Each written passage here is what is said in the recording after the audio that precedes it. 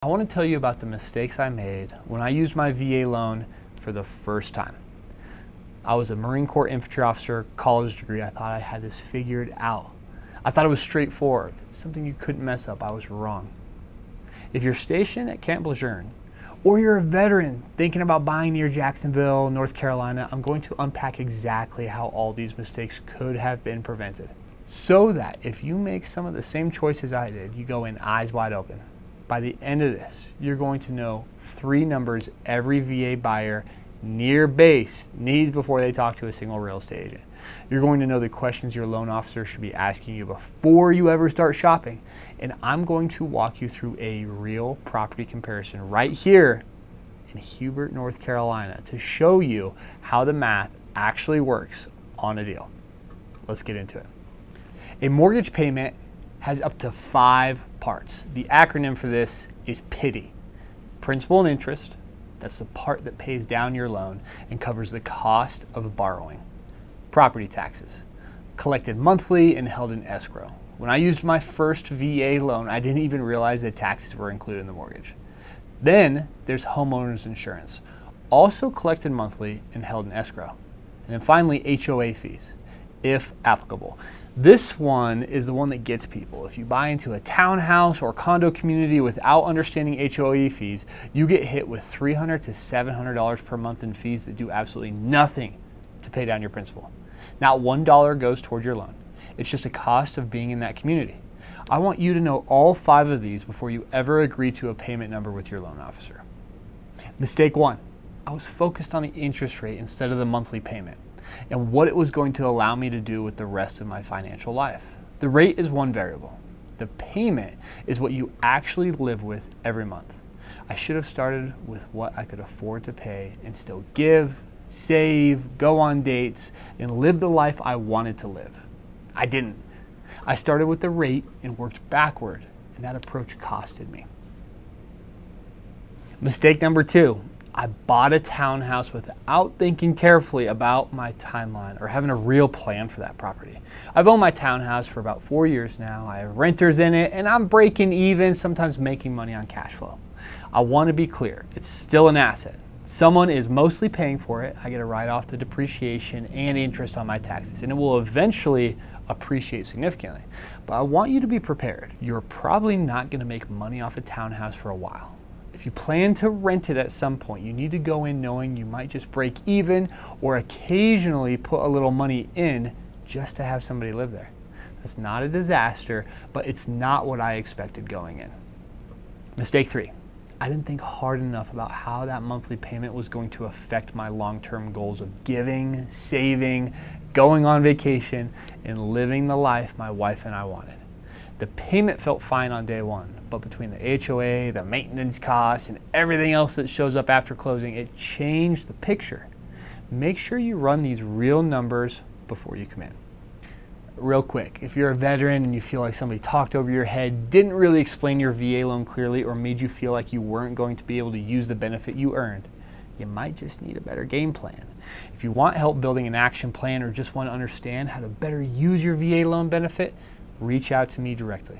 Jump in the comment section. You'll see my email, my phone number, and my website. We'll get on a call, figure out your specific situation, and get you moving towards closing. If this video is helping you, subscribe. We put out VA loan education every single week designed to help veterans build wealth through real estate. Now let's keep going. Here's the honest truth. If my lender had gone through these discovery questions with me before I bought my first home and told me how cash, credit, and income were going to affect my life after closing, I never would have made those 3 mistakes. So let me ask you the questions I wish somebody would have asked me. Where do you want to live? And what does your commute look like? This one matters more than people realize, especially if you're active duty. Anytime I hear that a service member is commuting more than 45 minutes, I have a very direct conversation with them. One of the leading causes of fatalities among active duty service members is driving while fatigued.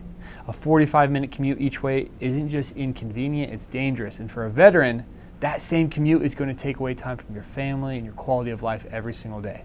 Think hard about this before you pick a location.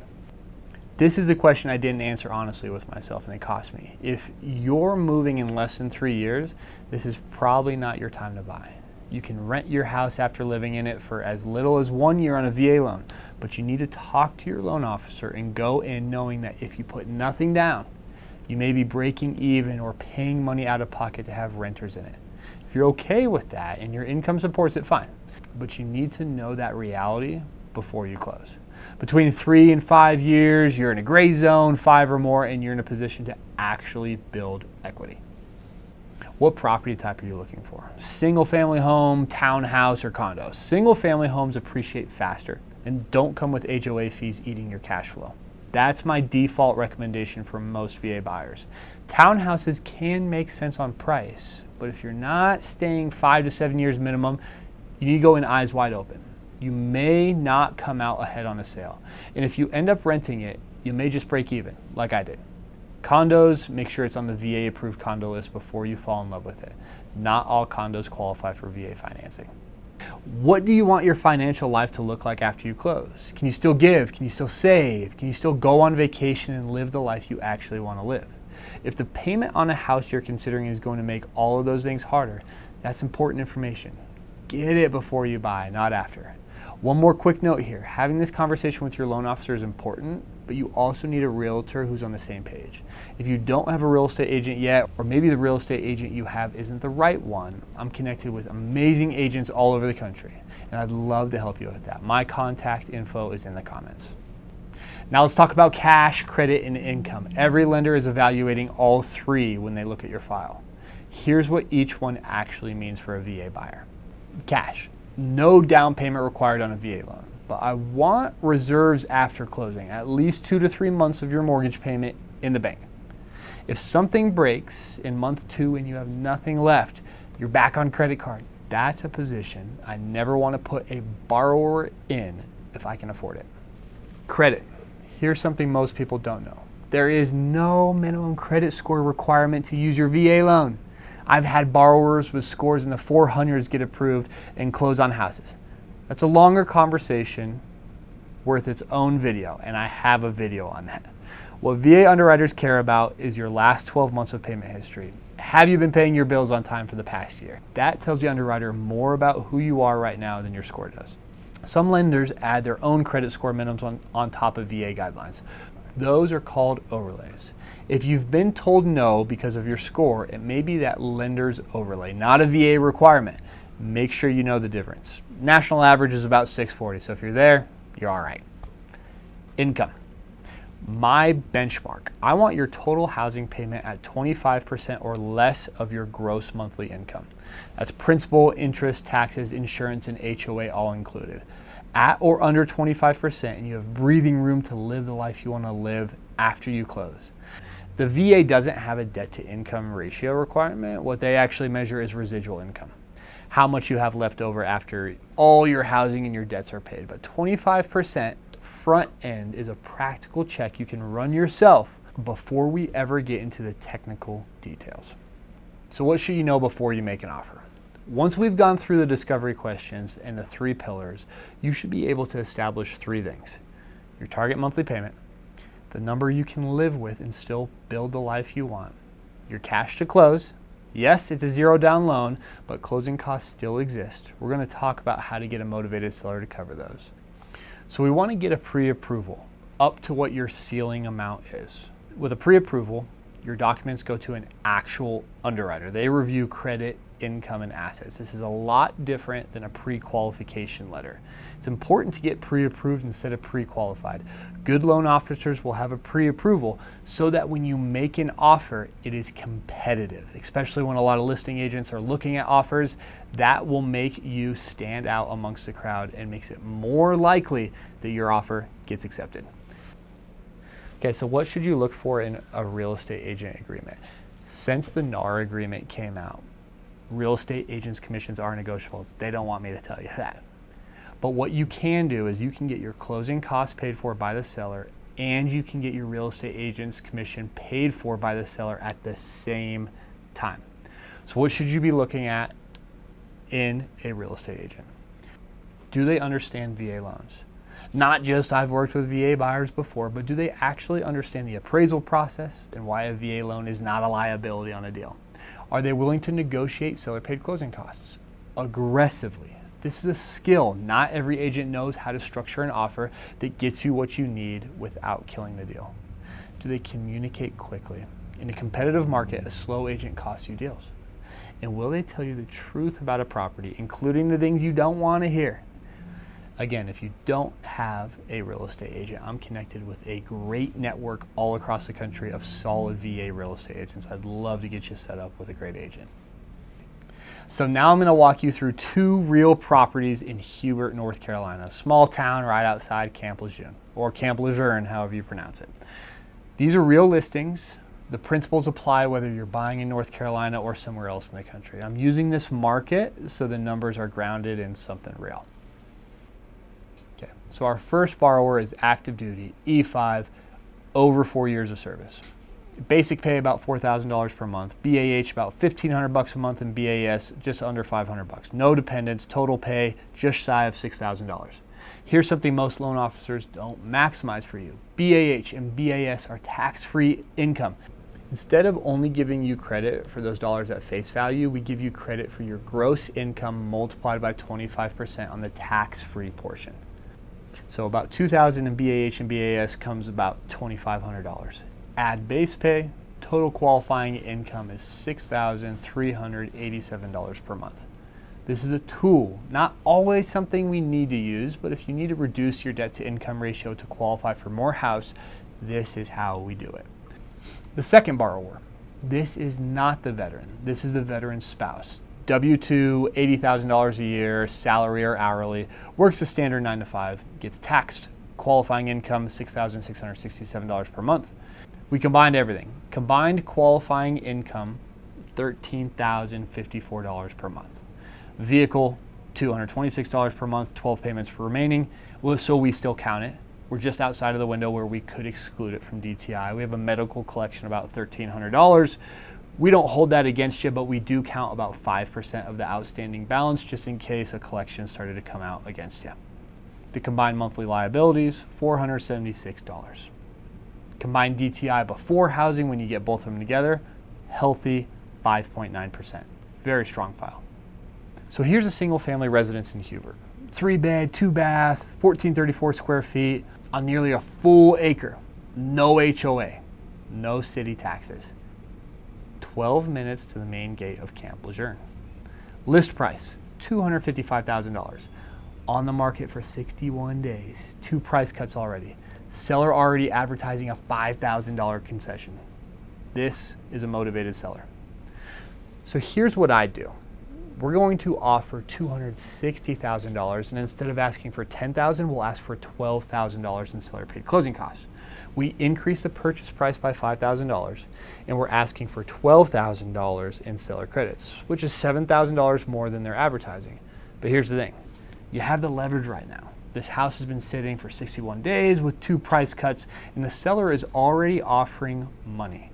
They want to move this property. We're asking for a little more than they put out there, and they may counter at $10,000 in credits. Still a great deal. And here's what most veterans don't know. The VA pamphlet 26-7, Chapter 8, page 11, there is no maximum on seller paid closing costs on the VA loan. I get into this a little bit more in other YouTube videos. The seller can cover every dollar of your closing costs if they're willing. That is not true on conventional loans. A motivated seller on a house that's been sitting for 2 months is exactly when you use this. One more thing worth noting.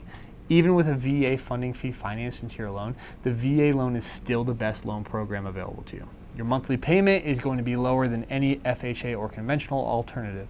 And if you're a veteran with 10% or greater VA disability rating, you don't pay a funding fee at all. So don't be scared by the VA funding fee. So here's a payment estimate on that single family home at $260,000, 0 down, funding fee financed in the loan amount, approximately $265,600.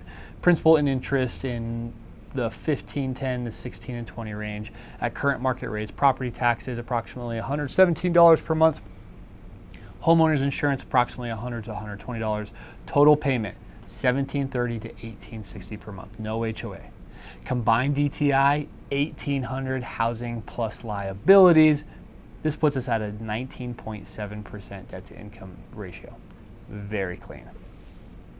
Second property, an N-unit townhouse, also in Hubert, 2-bed, 3-bath, 1,224 square feet.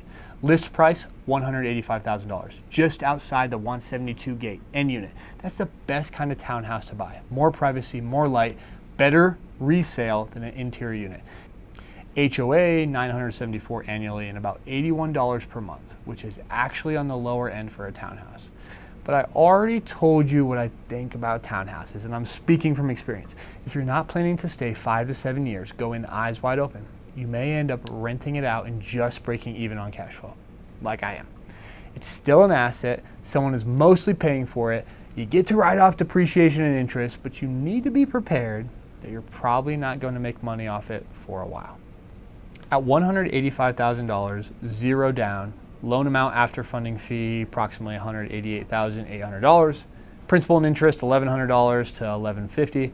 Property taxes, $73. Homeowners insurance, $80. HOA, $81. Total payment, approximately $1,334 to $1,384 per month.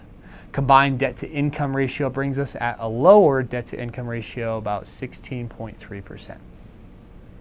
So which one would I choose? Here's the thing. What we see with both of these houses is that they both fall well under the 25% housing payment.